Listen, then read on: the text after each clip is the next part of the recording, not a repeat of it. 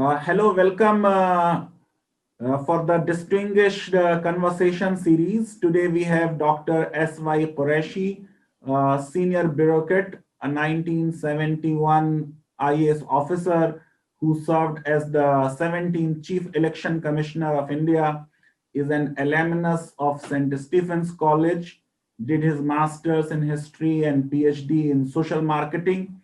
He was our election commissioner and chief election commissioner between 2006 to 2012, did a remarkable work in voter education and participation of people in the election. He is a widely traveled man, has delivered lectures in all the leading universities of the world, such as Harvard, Yale, California, Pennsylvania, Cambridge, etc.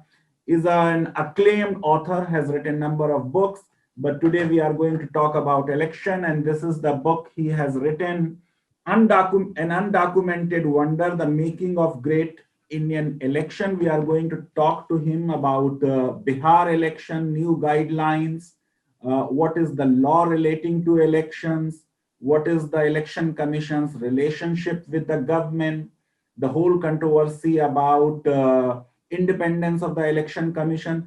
Since most of my viewers are writing competitive examinations, I think some of these questions are not debated in the mainstream media, but we need to ask these questions to Dr. Quraishi. Sir, welcome and thank you very much. My first question is, what does Indian Constitution say about Election Commission? Well, the Constitution of India is the biggest source of strength of Election Commission. Through 6 articles, they created the Election Commission. A special chapter was dedicated to this. And the fact that the Election Commission was created by the Constitution of India before the Constitution itself came into force, before the Indian Republic came into existence. Republic of India was born on 26 January 1950. Election Commission of India was born a day before.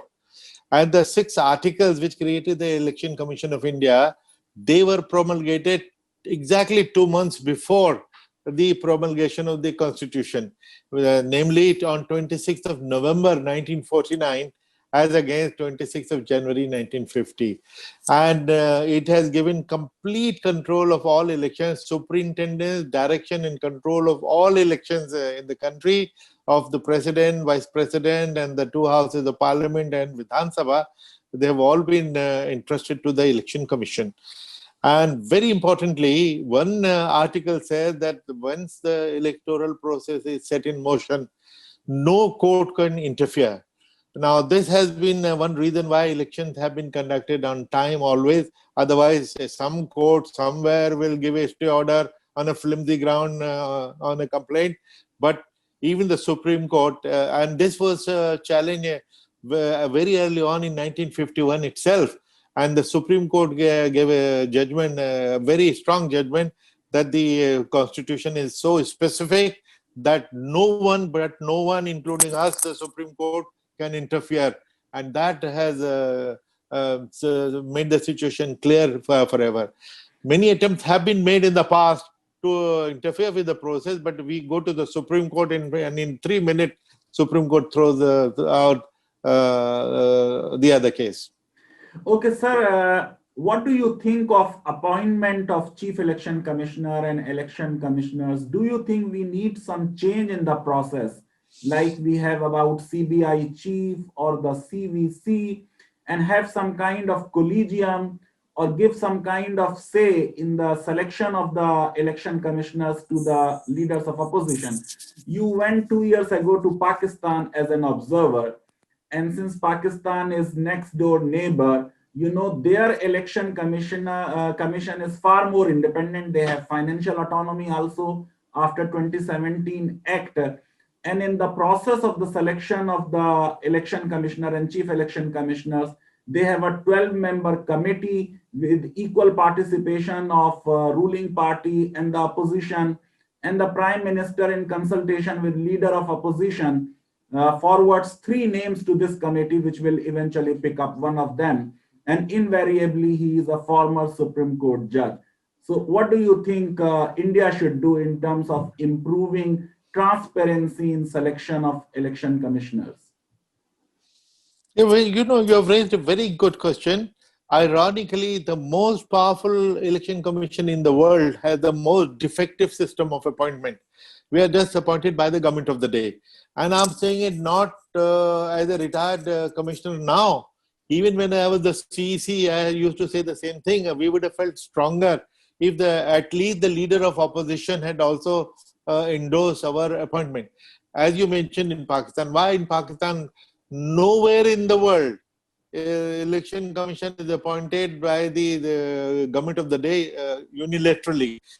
In fact, in many countries, there is a full-fledged hearing of the candidates, which is nationally televised, and there is or the entire parliament hears these candidates and then selects. So this is extremely important. It is a miracle that although we have been appointed by the government of the day, that we have discharged our duties neutrally and we have been respected and have been acceptable. But and hope that that will be the case. But hope can never be a strategy. We have to have institutional checks. We have to have institutional mechanism. And I have been suggesting that there should be a collegium. And we are familiar with collegium system. After all, our judges are appointed through the collegium. Our information commissioner, our chief vigilance commissioner, and these two bodies, mind you, are not even constitutional bodies. They are statutory bodies, and they are appointed through collegium. And director CBI is not even a body. He is a government head of a department like anybody else.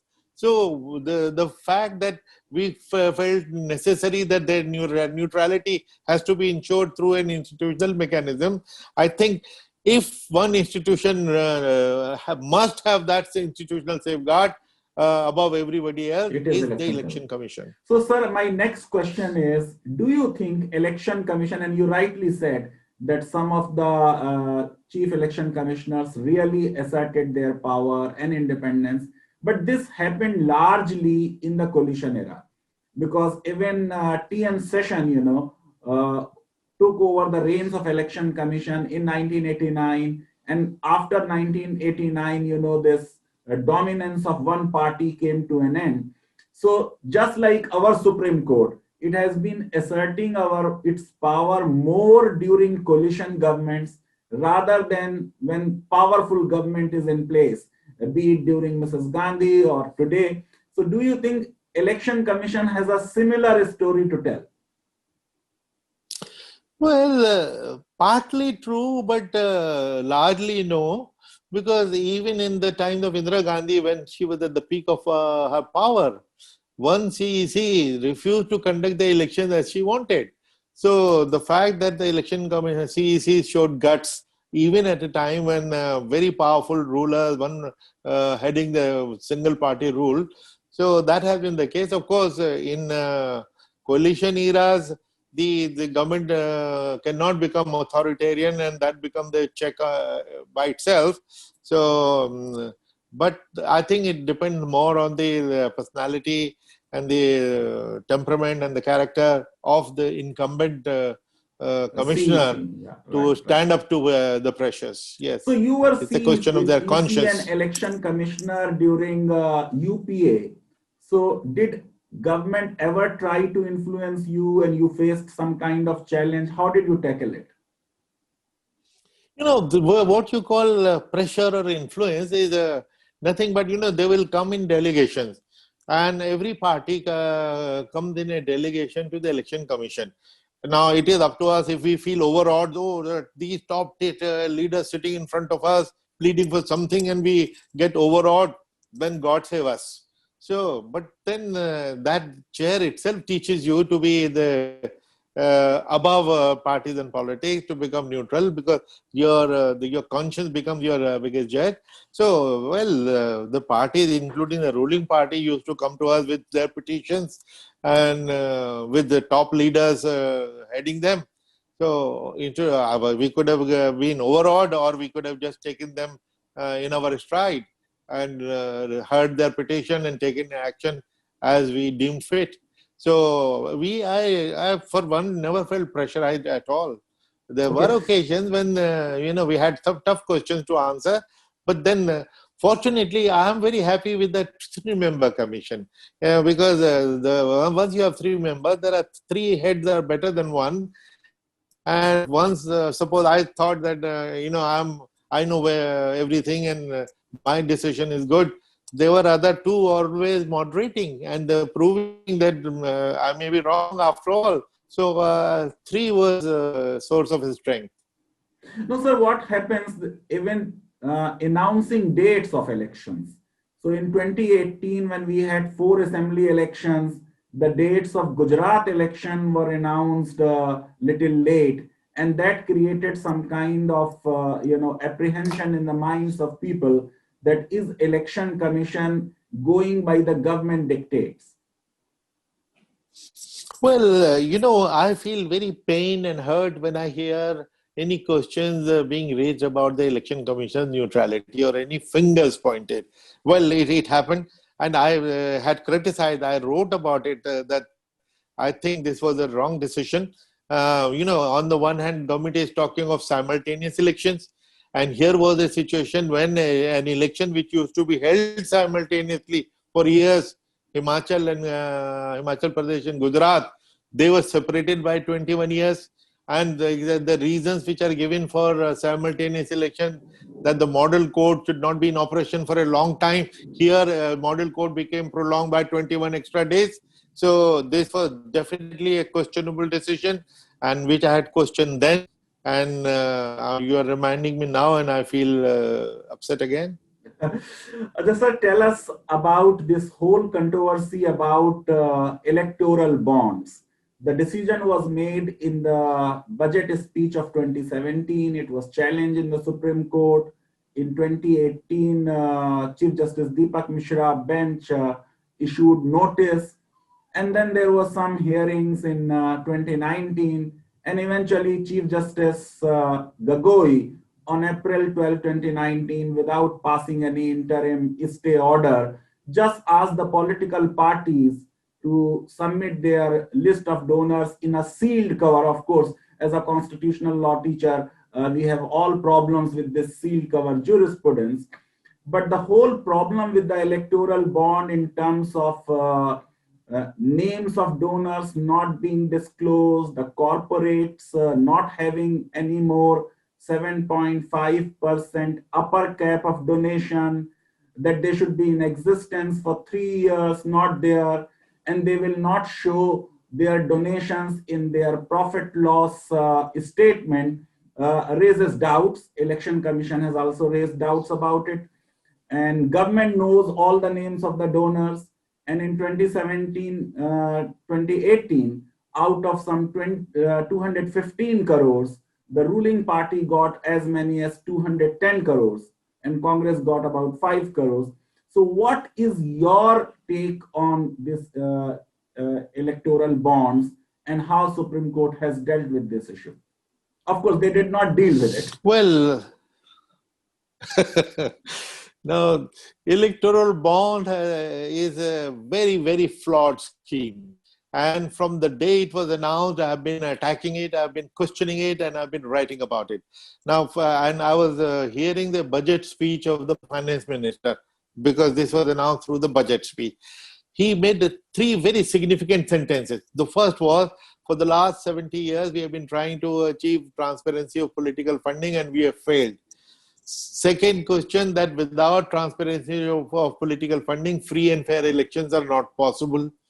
It was music to my ears. I thought he is speaking our language. And the third sentence, we expected that he will now introduce transparency. And what did he say? Well, now from now on, we have electoral bonds, about which the source will not know anybody. Who gives money? Where did it come? No idea. So, content in terms is a big disappointment. And to make matters worse, there used to be a cap of 7.5% of a company which donate to a political party. That cap was not just increased, it was removed altogether, totally. Therefore, which means a corporate company could exist only to run politics and political parties. 100% profit will go to a political party. And the third thing, which was the last nail in the coffin, that the Foreign Contributions Regulation Act was amended, and with retrospective effect of 42 years, that any otherwise even $100 which come to your bank account, you will be jailed. I will be jailed. Now, but political parties got an exemption in 2010, and that exemption was extended for 42 years through this amendment. Now, foreign money can come in, and foreign companies and foreign governments can interfere in the election, and we have solved this, and the courts have kept quiet about it. Your second question was about the court. We went to the court had no time. Here is the issue of survival of our democracy, and the Supreme Court has no time. The highly questionable action, omission and commission. I have been writing all these years proudly that Supreme Court is the guardian angel of democracy and a guardian angel of election commission, because many reforms have come through the election commission. But what has happened lately, one is totally shattered, one is absolutely disappointed about the indifference of the Supreme Court to these major issues of survival of democracy. And after April 12, 2019, they have not posted this matter for hearing. There hasn't been no hearing after April 12. Yeah, because it's not important. Yes. No. What can you say? What can you say after that? What can you say? Because if you say something, then you are liable for contempt. What can you say? This is what is being debated. They have what to is do Supreme some Court's introspection. role, if at all there is a destruction of democracy in the country? But do you think, sir, that state funding of elections is an answer to this problem, as was suggested by Indrajit Gupta committee way back in 1998, that all donations should come to a national fund? Well, yeah, I think that the state funding of not elections, but I've been advocating state funding of political parties. Now, and the difference is because that any candidate puts up his nomination and he gets his money, and how he spends, we won't be able to monitor. But a state funding of political parties on their actual performance in the election. I have calculated that if you give 100 rupees for every vote that you get, last general election, say about 60 crore votes are cast. So at 100 rupees, it becomes 6,000 crore. Now, 6,000 crores can be given to political parties by. Now, these are figures which cannot even be fudged, because the number of votes cannot be fudged. So give it to all political parties based on performance, and then ban all corporate donations, all private donations, because that is the source of corruption. Obviously, a company which gives you 20 crores, 30 crores or 50 crores, there is no free lunch. They want something in return. And what do they want? License, a contract, even a posting and transfer of a minister. Sir, what is your take on this EVM safety and security? There have been question marks raised about the fairness of polls. Why other countries discarded it? You are aware of German court's judgment on this. So you have been in election commission. You have conducted elections through EVM. The German Supreme Court has been mentioned again and again, and I have my reply that in India, we don't follow German Supreme Court, we follow Indian Supreme Court. And but we must know why German Supreme Court outlawed it. What they said was that the Constitution of Germany very clearly says that the electoral procedure should be so transparent that which will be visible to the naked eye and without technical help. They found it in violation of that. It is not that they did not trust technology. It was the technical point of law on which they. Now, our own Supreme Court, for similar reasons, 25 years before that, had made EVM illegal. They also said they didn't go into technology or dependence and reliability. They said that your law mentions only a ballot paper, your law doesn't mention machine. So please include it in the law, and by all means, and introduce the machine. So we came back, we went back to the parliament, and parliament passed a law. And after that, since 1998, we have been using the machine. Worked extremely well. Not one election has been questioned where manipulation of machine was alleged. Of course, people have been talking of transparency issues, which we handled by the introduction of VVPAT, voter verifiable paper audit trail. I can explain the detail to you if you want. No, please do, because is that the solution? And in some elections, Yeah, with what speed VVPT were destroyed?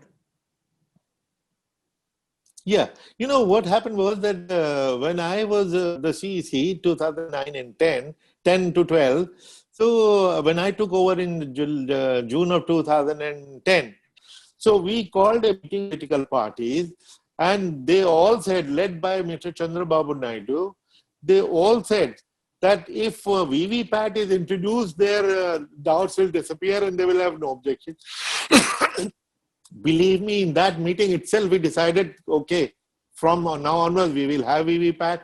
We ordered the two companies, ECIL Hyderabad and BEL Bangalore, to start developing VVPAT, which were, and through extensive trials, they were then tested in 5 different cities in the country, in 5 climatic zones. Trivandrum for coastal area, Jaisalmer desert, Leh mountain, Delhi as a normal city, and believe me, even Cherrapunji for the highest rainfall, we did one whole day test on these machines. We found lots of flaws, and we asked the company to go back to the factory and remove them. Exactly a year later, in July of 2012, in those same 5 places, we conducted the trial again. This time it worked well, and we introduced the machines immediately. 20,000 were ordered. They were deployed here and there. They worked extremely well. And now, even in the last election, the general election, about after the Supreme Court order, that 5 machines per assembly segment will be counted from the VVPAT. About 21,000 machines were thus counted, and all of them tallied.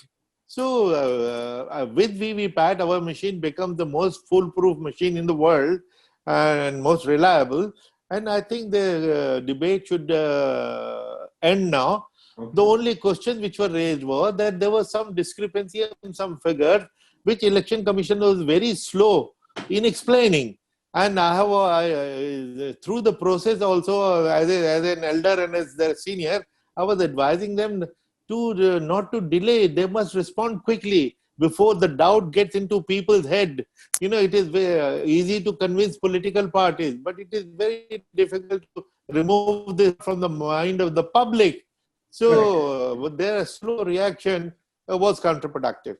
Sir, now elections are going to take place in Bihar. Since you keep writing on electoral process all over the world, so what do you think we will have a level playing field in Bihar? Recently, you had elections in Sri Lanka. So, is it fine to have elections with whatever guidelines Election Commission have issued? They are good enough? Yes, of course. Yeah, again, I've written several articles on this in the last 4 months, because that has been a question in the last 4 months. 34 countries so far in the world have conducted their elections successfully during the COVID, and they have similar problem as we have. Therefore, postponing Bihar election actually was a wrong question to ask. And Election Commission also, fortunately, not for a day, doubted or expressed any doubt that they won't be able to conduct it. They've been making it clear that they are working on the preparation for Bihar. Of course, they were watching what was happening in other parts of the world. South Korea was one model which Election Commission studied in detail. Poland, Israel, and now as late as 5th of August, Sri Lanka. So having seen all the models, they have come out with guidelines just a couple of days ago. And the guidelines are foolproof. They are very nice. They take care of almost every situation. And if any more precaution will be required, surely they will come up with the solution. The guidelines are good. But you don't think that there are political parties who have a big digital presence, and there are political parties who are not that good. They are late starters. No, but that is nobody's fault. If somebody has a digital advantage, so be it. And this has been the case for the last 10 years. Now, 2014 election was the first social media, Twitter election, the social media election. Now, at that point, there was no COVID, there was no controversy of this kind. Now, digital advantage, any party can have, monetary advantage, any party can have. So now, what stops other parties from taking to digital technology? Now, Okay. BJP was the leader, but others can take it up also, and some have started following. And for that, nobody can be faulted. Correct. Now, sir, the other issue which recently came up once more was in the context of defection.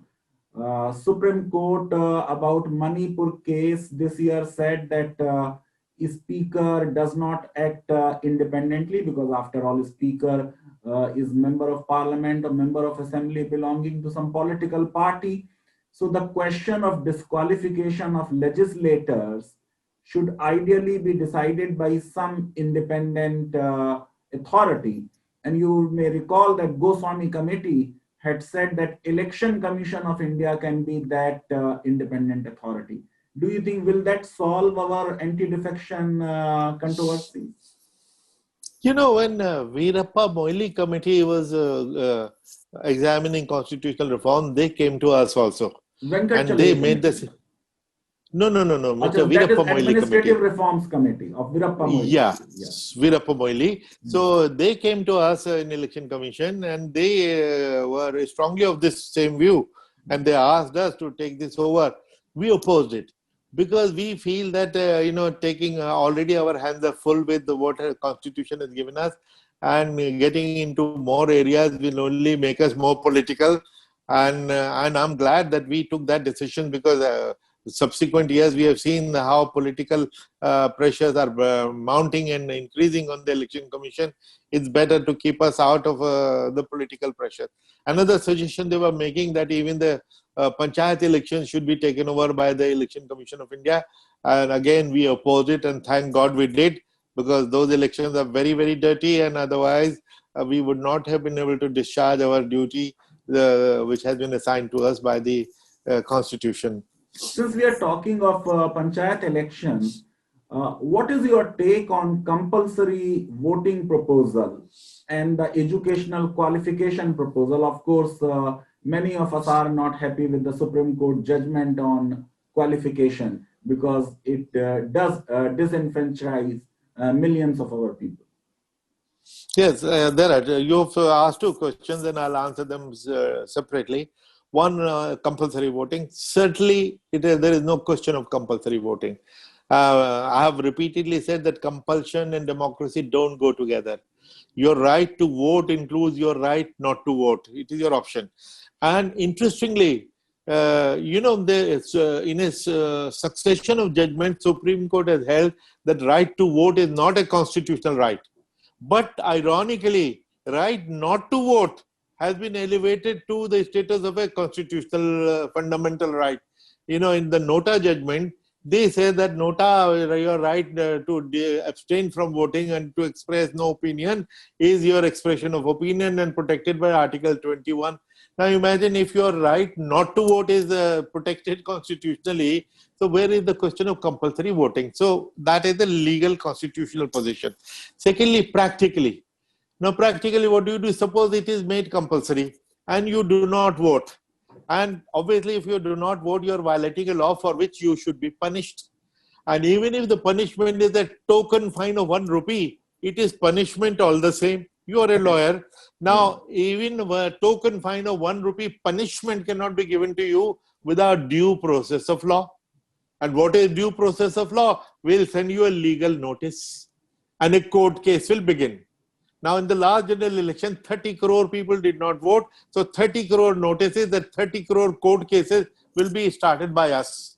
Now, with 2 crore pendency, our entire judicial system is facing collapse. Imagine 30 crore cases will be added after every election. So this is Only absurd. It local is election. impossible. If you add Yes. assembly elections, it may become 50, 60 crore. That's what I'm saying. After every election, so many cases will be added. So it is the proposal is absolutely absurd, and it should be buried. The sooner the better. So before you answer the Now the qualification second thing, question. no, sir, Yeah, I have another question on Nota. With much fanfare, this scheme of Nota was introduced, but don't you think that it has not served any purpose? well, you will be surprised to know that vote Nota, even Election Commission was demanding for 20 years, but not for the reason why the Anna Hazare was demanding it, for instance. Now, Anna Hazare and the people like him and various NGOs, they were demanding it along with the right to reject. That if Nota gets more votes, all the candidates should be declared not elected, and they should be debarred from contesting next election. We oppose it because you cannot create a right of rejection through this route. But why were we demanding it? For two different reasons. Because if you do not go to vote at all, somebody else may impersonate for you. So we didn't want to take that chance. And secondly, under Rule 49(o) of the election rules, if you go there and announce that you don't want to vote, you have to fill up a form, and everybody in the polling station will get to know that you are not voting. Imagine a situation when you're the candidate who was your neighbor and he's a criminal and he loses by a very narrow margin. He will identify everybody who has not voted and go and bash him up. Nota judgment has actually mentioned it, that there will be a reprisal. So therefore, your not voting should be secret. So which is why, just to maintain your secrecy, we wanted Nota. Now, till a right to reject is created, Nota will continue to be ineffective, as you are saying. Yes. Sir, about the other question of qualification. Well, I think, I had even written about it and publicly, there was a retreat of Supreme Court judges in Bhopal and 25 judges were there. And I was asked this question in there also. And I said, reasons. One, it is discriminatory because now for MP and MLA, there is no such disqualification, no educational qualification as prescribed. These MLAs have to pass legislation, therefore they have to study the document. Yeah, the Sarpanch is only bothered about the drain in front of his house or a dispensary or a school building. He is not making any laws, so for him literacy is really not important. Now, so therefore, one, discrimination is not required. Thirdly, the system was working pretty well till this judgment came in. About 80% of women members of Panchayat suddenly became disqualified. They had been working as panches successfully for 10 years, 15 years, suddenly they became disqualified.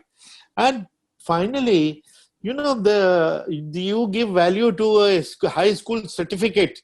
That Acer, that survey of an education had found that class 5 people could not answer class 2 questions. Now, if schools are giving that kind of a third class education, that certificate is more important than adult literacy certificate. Billions of rupees have been spent on adult education in the last 40 years. So it has no value. You need a school ka third rate bogus certificate. What is this? So this was definitely a very, very questionable judgment. And I hope at some point in time it will be reconsidered. Sir, we are coming to the close of our interview, but few more questions. Just like defection, this Office of Profit Disqualification has also been in news and in controversies. So, sir, this whole idea initially started with the Act of Settlement in England in 1701, and it continued till 1990. But the logic was that the legislators will not become ministers. They will not sit as legislator. And therefore, it can work well in the presidential model like United States. But since our ministers must necessarily be legislators, if a non-member becomes a minister, he has to become a member within 6 months, then this whole logic of excluding some of the MLAs or MPs from holding office of profit. You would recall that government keeps amending laws. In 2006.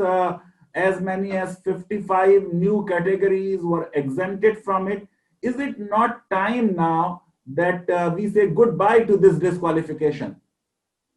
Yeah, I think it's a very interesting idea that already so many have been exempted with such large exemptions. What is this tokenism? Then what is left? And in any case, the very basic exemption which was given to the ministers, that after all, minister is also an office of profit. So once you become a minister, you will not go against the government. The logic was that if an office of profit is given, the loyalty of that MLA or MP will be ensured for the government. Correct. Now, you give them ministership, you give them other jobs, and now 500 and how many exemptions, and at the drop of a hat, hundreds of exemptions are allowed. So I think it has now almost become laughable, ridiculous. If it is abolished altogether, after all, the government making you a minister, give you anything is a favor. So, the whole practice of issuing a whip, now you have to vote according to the direction of your party. So in such a situation, I think office of profit perhaps can be dispensed with. Yeah, and you have parliamentary secretaries about which there has been a controversy for Rajya Sabha and Lok Sabha. So why not have it in the assemblies as well? Now, finally, sir, you have written this wonderful book. Tell us some of the main highlights of your book.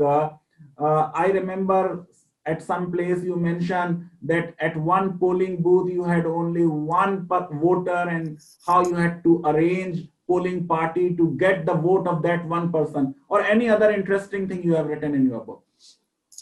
Yeah, my book, which you showed, An Undocumented Wonder, The Making of the Great Indian Election, is entirely anecdotal. It's a serious book because it has all the information, but it is extremely readable for the general audience. And I've given lots of anecdotes and stories, and this one about a single voter booth. This single voter booth is in Gir forest of Gujarat, where there is a temple priest who, and Gir forest is known for his Asiatic lions. The priest lives there alone. For him, a polling station would be set up, and a standard configuration of a polling station is 6 people, 5 people in the polling booth, 6 is the driver. So people will go and set up the polling booth, and we'll wait for him to come and vote, whatever time of his choosing. And even after he had voted, we cannot pack up and go, because technically and legally, somebody may come later and challenge his vote. Oh, the guy who came in the morning was a bogus voter. I'm the real voter. So we have to wait for such a claim also till 5 p.m. Now, unfortunately, this priest died last year. Last November, he died. So, very interesting anecdote of our election story disappeared. Earlier, we had a similar one voter polling station in Kerala. It was the site of a dam. And when the dam was completed, everybody moved except one man who refused to move. And now we could have moved his polling station, but we did not. And we allowed him to continue. And when he died, the headline of a newspaper was "Death of a Polling Booth." So now our emphasis on one voter is the story behind it. There is a very interesting case of Rajasthan, when Mr. C.P. Joshi was the Congress president. And it was believed that if he wins the election, he will perhaps be the Congress chief minister of Rajasthan. He lost by 1 vote. So when he was losing and the counting was going on, he called up the returning officer, "Can you please count the postal ballots?" There were 500 plus, there were physical paper ballot. So RO obliged, same result. Then he called up again, "Can you tabulate the totals from the machine, because that is done manually? Maybe there is a mistake." RO obliged, same result. Then he called a third time to thank him for accommodating all his requests. Now, interesting point here was that his wife had not voted. Now, when I heard about this, I called up Mr. Joshi. I said, sir, is this true? He said, not only his wife, actually his wife and daughter had gone to some temple far away. Now, for us, there are 3 lessons here. One, that every vote counts. Second, that you cannot take even your family for granted. Third, on the day of poll, the most important temple is the polling station. Correct. So that is the importance of one vote, which comes out with through these anecdotes. Thank you, sir, so much. It was a really great honor and privilege to talk to you. We look forward to your op-eds in newspapers. Thank you so much, sir. Thank you so much.